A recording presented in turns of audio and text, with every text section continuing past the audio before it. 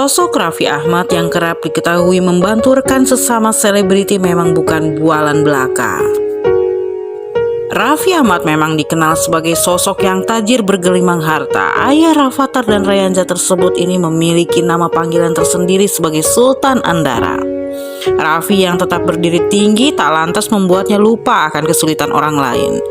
Baru-baru ini Raffi Ahmad menepati janjinya untuk memberangkatkan Bopa Castello umrah bersama istrinya. Keberangkatan Bopa Castello ke Mekah bisa dibilang adalah sebuah keberuntungan. Pasalnya saat itu Bopak hanya iseng meminta hadiah umrah kepada Raffi Ahmad karena saat itu istrinya baru saja berulang tahun. Awalnya Raffi menolak permintaan Bopak tersebut lantaran Bopak masih punya hutang kepada Raffi sebesar 80 juta.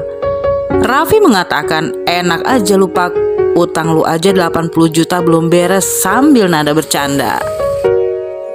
Ucapan candaan Bopak ke Raffi tentang permintaan Bopak untuk memberangkatkan umroh sang istri yang sedang berulang tahun itu pada akhirnya dikabulkan oleh Raffi Ahmad.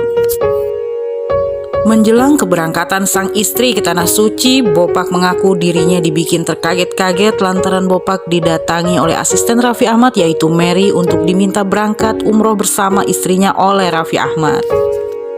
Awalnya Bopa Castello tidak percaya akan hal tersebut. Mendengar hal itu, Bopak mengaku sampai menangis. Bopak tak menyangka mendapatkan teman sebaik Raffi Ahmad.